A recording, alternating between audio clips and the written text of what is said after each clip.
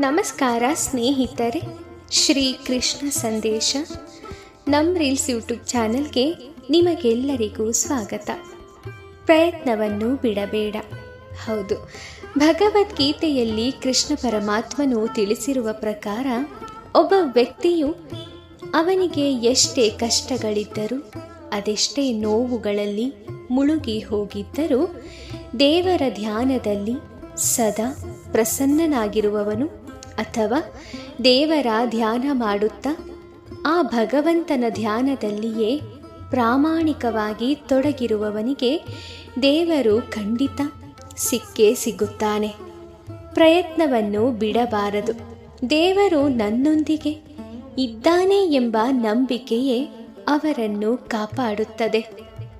ಕೃಷ್ಣ ಪರಮಾತ್ಮನು ಭಗವದ್ಗೀತೆಯಲ್ಲಿ ಹೇಳಿರುವ ಪ್ರಕಾರ ನಾವು ಈ ವಿಷಯವನ್ನು ಯಾವಾಗಲೂ ನೆನಪಿಡಬೇಕು. ಯಾಕೆ ಗೊತ್ತಾ? ಕೃಷ್ಣನೇ ತಿಳಿಸಿರುವಂತೆ ಭಗವದ್ಗೀತೆಯ ಅಧ್ಯಾಯ 8ರ ಒಂದು ತಾತ್ಪರ್ಯ ಇದಾಗಿದೆ. ಯಾವ ವ್ಯಕ್ತಿಯು ದೇವರ ಧ್ಯಾನದಲ್ಲಿ ಪ್ರಾಮಾಣಿಕವಾಗಿ ತೊಡಗಿರುತ್ತಾನೋ ಅವರಿಗೆ ಖಂಡಿತ ಅಂತಹ ವ್ಯಕ್ತಿಗೆ ಖಂಡಿತವಾಗಿಯೂ ದೇವರ ಅನುಗ್ರಹ ಮತ್ತು ಉಪಸ್ಥಿತಿ ಸಿಕ್ಕೇ ಸಿಗುತ್ತದೆ. ಪ್ರಯತ್ನವನ್ನು ಯಾವುದೇ ಕಾರಣಕ್ಕೂ ಬಿಡಬಾರದು ಎಂದಿದ್ದಾನೆ. ಹಾಗಾಗಿ ನಾವು ನಮ್ಮ ಕರ್ತವ್ಯಗಳ ಜೊತೆಗೆ ದೇವರು ನನ್ನೊಂದಿಗೆ ಇದ್ದೇ ಇದ್ದಾನೆ ಎನ್ನುವ ಒಂದು ಅಚಲವಾದ ನಂಬಿಕೆಯಿಂದ ಬದುಕಿದಾಗ ಮಾತ್ರ ನಮ್ಮ ಈ ಬದುಕಿಗೊಂದು ಅರ್ಥ ಮತ್ತು ದೇವರನ್ನು ಪಡೆದುಕೊಳ್ಳುವುದಕ್ಕೆ ಒಂದು ಮಾರ್ಗವೂ ಸಿಗುತ್ತದೆ. ಪ್ರತಿಯೊಬ್ಬರೂ ಕೂಡ ತಮ್ಮ ಆಧ್ಯಾತ್ಮಿಕ ಜೀವನದ ಕಡೆಗೆ ಒಲವನ್ನು ತೋರಬೇಕು. ಆಧ್ಯಾತ್ಮಿಕ ಕರ್ತವ್ಯಗಳನ್ನು ಭಕ್ತಿಯಿಂದ ನಿರ್ವಹಿಸುವ ಸನ್ಯಾಸಿಗಳು ಯಾವಾಗಲೂ ಸುಖಿಗಳಾಗಿ ಇರುತ್ತಾರೆ. ಅಂದರೆ ಯಾರು ಆಧ್ಯಾತ್ಮಿಕ ಸುಖವನ್ನು ಅನುಭವಿಸುತ್ತಾರೋ ಅವರು ಸನ್ಯಾಸ ಯೋಗವನ್ನು ಪಡೆಯುತ್ತಾರೆ. ಸನ್ಯಾಸಿಗಳು ಎಂದರೆ ಋಷಿ ಮುನಿಗಳ ಹಾಗೆ ತಪಸ್ಸು ಮಾಡುವವರು ಅಲ್ಲ. ಭಗವಂತ ಯಾವಾಗಲೂ ನಮ್ಮ ಜೊತೆ ಇದ್ದಾನೆ ಮತ್ತು ದೇವರ ಧ್ಯಾನದಲ್ಲಿ ನಮ್ಮ ಹೃದಯ ಯಾವಾಗಲೂ ಇರಬೇಕು. ದೇವರೊಬ್ಬನೇ ಶಾಶ್ವತ ಎಂಬ ಅರಿವು ಜ್ಞಾನ ಯಾವ ವ್ಯಕ್ತಿಗೆ ಇರುತ್ತದೋ ಅವನು ಆಧ್ಯಾತ್ಮಿಕ ಸನ್ಯಾಸಿ ಎಂದು ಕರೆಯಲ್ಪಡುತ್ತಾನೆ. ಇದನ್ನು ಭಗವದ್ಗೀತೆಯಲ್ಲಿ ಕೃಷ್ಣ ಪರಮಾತ್ಮನು ತುಂಬ ವಿವರಣಾತ್ಮಕವಾಗಿ ನಮ್ಮೆಲ್ಲರಿಗೂ ಅರ್ಥವಾಗುವಂತೆ ತಿಳಿಸಿಕೊಟ್ಟಿದ್ದಾನೆ. ಅದೇನು ಎಂದರೆ, ಸಾಂಖ್ಯದಿಂದ ಯಾವ ಸ್ಥಾನವನ್ನು ಪಡೆಯಬಹುದೋ ಅದೇ ಸ್ಥಾನವನ್ನು ಭಕ್ತಿ ಸೇವೆಯಿಂದಲೂ ಪಡೆಯಬಹುದು ಎಂದು ತಿಳಿದುಕೊಂಡು ಸಾಂಖ್ಯವು ಭಕ್ತಿ ಸೇವೆಯು ಒಂದೇ ಮಟ್ಟದಲ್ಲಿದೆ ಎನ್ನುವುದನ್ನು ಕಂಡುಕೊಳ್ಳುವವನು ವಿಷಯಗಳನ್ನು ಯಥಾವತ್ತಾಗಿ ತಿಳಿದುಕೊಂಡಿರುತ್ತಾನೆ. ತತ್ವಶಾಸ್ತ್ರದ ಸಂಶೋಧನೆಯ ನಿಜವಾದ ಉದ್ದೇಶವು ಬದುಕಿನ ಅಂತಿಮ ಗುರಿಯನ್ನು ಕಂಡುಕೊಳ್ಳುವುದಾಗಿದೆ. ಆತ್ಮ ಸಾಕ್ಷಾತ್ಕಾರವೇ ಬದುಕಿನ ಅಂತಿಮ ಗುರಿಯಾಗಿರುವುದರಿಂದ ಈ ಎರಡೂ ಪ್ರಕ್ರಿಯೆಗಳ ನಿರ್ಣಯಗಳಲ್ಲಿ ವ್ಯತ್ಯಾಸವಿಲ್ಲ. ಸಾಂಖ್ಯ ಸಿದ್ಧಾಂತದ ಸಂಶೋಧನೆಯ ಫಲವಾಗಿ ಜೀವಿಯು ಐಹಿಕ ಜಗತ್ತಿನ ವಿಭಿನ್ನಾಂಶವಲ್ಲ, ಆದರೆ ಪೂರ್ಣ ಪರಮ ಚೇತನದ ಭಾಗ ಎನ್ನುವ ನಿರ್ಣಯಕ್ಕೆ ಬರುತ್ತೇವೆ. ಆದ್ದರಿಂದ ಆತ್ಮಕ್ಕೂ ಐಹಿಕ ಜಗತ್ತಿಗೂ ಸಂಬಂಧವಿಲ್ಲ. ಆತ್ಮನ ಕ್ರಿಯೆಗಳು ಪರಮಚೇತನದೊಂದಿಗೆ ಯಾವುದಾದರೂ ಸಂಬಂಧ ಹೊಂದಿರಬೇಕು. ಆತ್ಮನು ಕೃಷ್ಣ ಪ್ರಜ್ಞೆಯಲ್ಲಿ ಕರ್ಮ ಮಾಡಿದಾಗ ಅವನು ವಾಸ್ತವವಾಗಿ ತನ್ನ ನಿಜ ಸ್ವರೂಪದಲ್ಲಿ ಇರುತ್ತಾನೆ. ಮೊದಲನೆಯ ಪ್ರಕ್ರಿಯೆಯಾದ ಸಾಂಖ್ಯದಲ್ಲಿ ಮನುಷ್ಯನು ಜಡವಸ್ತುವಿನಿಂದ ಬೇರೆಯಾಗಬೇಕು. ಭಕ್ತಿ ಯೋಗದ ಪ್ರಕ್ರಿಯೆಯಲ್ಲಿ ಅವನು ಕೃಷ್ಣ ಪ್ರಜ್ಞೆಯ ಕಾರ್ಯದಲ್ಲಿ ಆಸಕ್ತನಾಗಬೇಕು. ಒಂದು ಪ್ರಕ್ರಿಯೆಯಲ್ಲಿ ನಿರಾಸಕ್ತಿಯು, ಇನ್ನೊಂದು ಪ್ರಕ್ರಿಯೆಯಲ್ಲಿ ಆಸಕ್ತಿಯು ಅಗತ್ಯವಾಗಿ ಇರುವಂತೆ ಮೇಲ್ನೋಟಕ್ಕೆ ತೋರಿದರೂ ವಾಸ್ತವವಾಗಿ ಎರಡೂ ಪ್ರಕ್ರಿಯೆಗಳು ಒಂದೇ. ಜಡವಸ್ತುವಿನಲ್ಲಿ ನಿರಾಸಕ್ತಿ ಮತ್ತು ಕೃಷ್ಣನಲ್ಲಿ ಆಸಕ್ತಿ ಎರಡೂ ಒಂದೇ. ಇದನ್ನು ಕಾಣಬಲ್ಲ ವ್ಯಕ್ತಿ ವಿಷಯಗಳನ್ನು ಯಥಾವತ್ತಾಗಿ ಕಾಣುತ್ತಾನೆ. ಭಗವಂತನ ಭಕ್ತಿಪೂರ್ವಕ ಸೇವೆಯಲ್ಲಿ ತೊಡಗದೆ ಎಲ್ಲ ಬಗೆಯ ಕರ್ಮಗಳನ್ನು ತ್ಯಜಿಸಿದ ಮಾತ್ರಕ್ಕೆ ಮನುಷ್ಯ ಸುಖಿ ಆಗಲಾರ. ಆದರೆ ಭಕ್ತಿ ಸೇವೆಯಲ್ಲಿ ನಿರತನಾದ ವಿಚಾರವಂತನು ಶೀಘ್ರವಾಗಿ ಪರಮ ಪ್ರಭುವನ್ನು ಪಡೆಯುತ್ತಾನೆ. ಸನ್ಯಾಸಿಗಳಲ್ಲಿ 2 ವರ್ಗಗಳಿವೆ. ಮಾಯಾವಾದಿ ಸನ್ಯಾಸಿಗಳು ಸಾಂಖ್ಯ ಸಿದ್ಧಾಂತದ ಅಧ್ಯಯನದಲ್ಲಿ ತೊಡಗಿರುತ್ತಾರೆ. ವೈಷ್ಣವ ಸನ್ಯಾಸಿಗಳಾದರೂ ಭಾಗವತದ ಸಿದ್ಧಾಂತದ ಅಧ್ಯಯನದಲ್ಲಿ ತೊಡಗಿರುತ್ತಾರೆ. ಭಾಗವತವು ವೇದಾಂತ ಸೂತ್ರಗಳಿಗೆ ಸರಿಯಾದ ಭಾಷ್ಯವನ್ನು ನೀಡುತ್ತದೆ. ಮಾಯಾವಾದಿ ಸನ್ಯಾಸಿಗಳು ವೇದಾಂತ ಸೂತ್ರಗಳನ್ನು ಅಧ್ಯಯನ ಮಾಡುತ್ತಾರೆ. ಆದರೆ ಅವರು ಶಂಕರಾಚಾರ್ಯರು ಬರೆದ ಶಾರೀರಿಕ ಭಾಷ್ಯ ಎನ್ನುವ ತಮ್ಮದೇ ಆದ ಭಾಷ್ಯವನ್ನು ಉಪಯೋಗಿಸುತ್ತಾರೆ. ಭಾಗವತ ಪಂಥದ ವಿದ್ಯಾರ್ಥಿಗಳು ಪಾಂಚರಾತ್ರಿಕಿ ನಿಯಮಗಳಿಗೆ ಅನುಗುಣವಾಗಿ ಭಗವಂತನ ಭಕ್ತಿ ಸೇವೆಯಲ್ಲಿ ನಿರತರಾಗಿ ಇರುತ್ತಾರೆ. ಆದುದರಿಂದ ವೈಷ್ಣವ ಸನ್ಯಾಸಿಗಳಿಗೆ ಅನುಗುಣವಾಗಿ ಭಗವಂತನ ಭಕ್ತಿ ಸೇವೆಯಲ್ಲಿ ನಿರತರಾಗಿ ಇರಬೇಕು.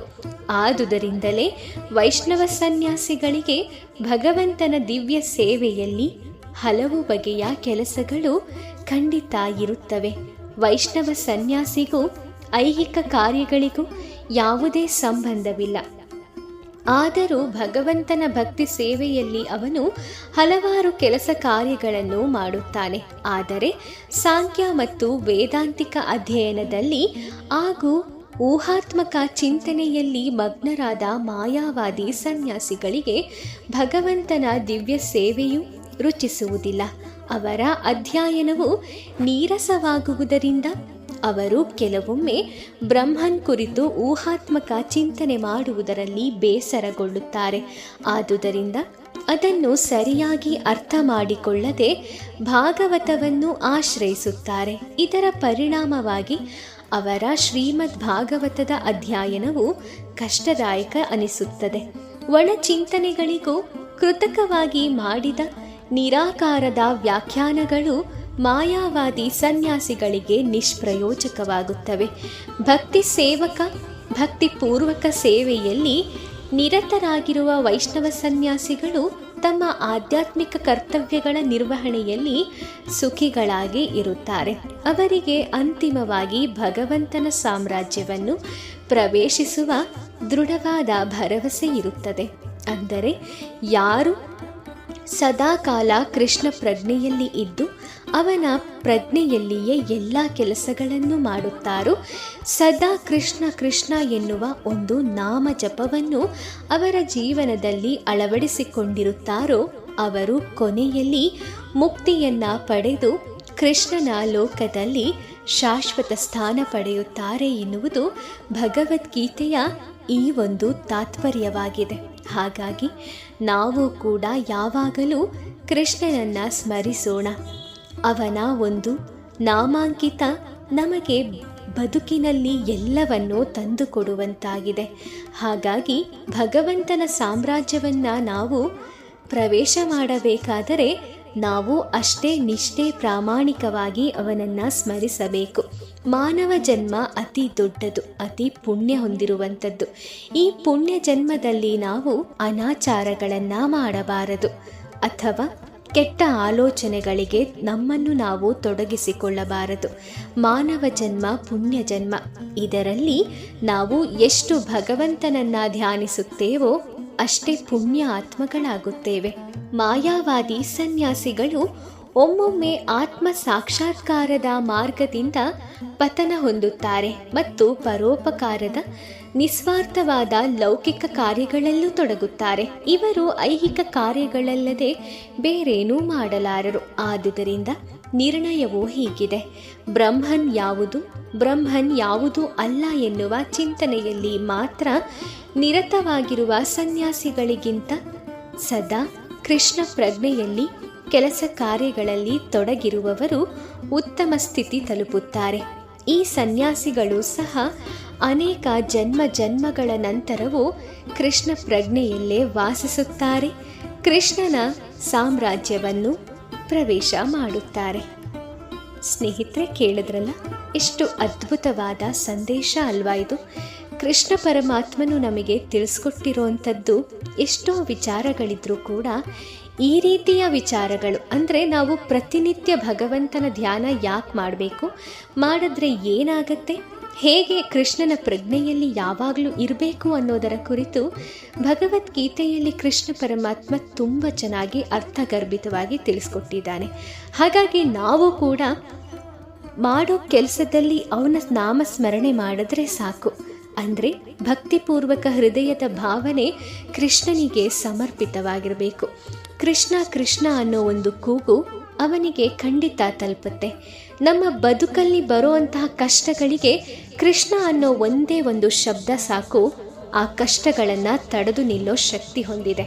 ಹಾಗಾಗಿ ಸದಾಕಾಲ ಕೃಷ್ಣನ ಧ್ಯಾನ ಮಾಡಿ, ಕೃಷ್ಣ ಎನ್ನುವ 2 ಅಕ್ಷರವನ್ನು ನಿಮ್ಮ ಉಸಿರಾಗಿಸಿಕೊಳ್ಳಿ. ಖಂಡಿತ ಆ ಹೆಸರು, ಆ ಶಕ್ತಿ ನಿಮ್ಮ ಜೀವನಕ್ಕೆ ಒಂದಲ್ಲ ಒಂದು ಒಳ್ಳೆಯ ದಾರಿ, ಉತ್ತಮ ಜೀವನವನ್ನು ತಂದುಕೊಡುತ್ತೆ. ಸ್ನೇಹಿತರೆ, ಈ ಮಾಹಿತಿ ಇಷ್ಟ ಆಗಿದ್ದರೆ ವಿಡಿಯೋನ ಲೈಕ್ ಮಾಡಿ, ಶೇರ್ ಮಾಡಿ. ಹಾಗೆ ನಮ್ಮ ರೀಲ್ಸ್ ಯೂಟ್ಯೂಬ್ ಚಾನಲನ್ನು ಈಗಲೇ ಸಬ್ಸ್ಕ್ರೈಬ್ ಮಾಡ್ಕೊಳ್ಳಿ. ಮುಂದಿನ ವಿಡಿಯೋದಲ್ಲಿ ಇನ್ನೂ ಉತ್ತಮ ವಿಚಾರಗಳೊಂದಿಗೆ ನಾನು ನಿಮ್ಮನ್ನು ಭೇಟಿ ಮಾಡ್ತೀನಿ. ಓಂ ಶ್ರೀ ಕೃಷ್ಣಾಯ ನಮಃ. ಆ ಕೃಷ್ಣ ಪರಮಾತ್ಮ ನಿಮ್ಮೆಲ್ಲರಿಗೂ ಒಳ್ಳೆಯದನ್ನು ಮಾಡಲಿ. ಧನ್ಯವಾದಗಳು.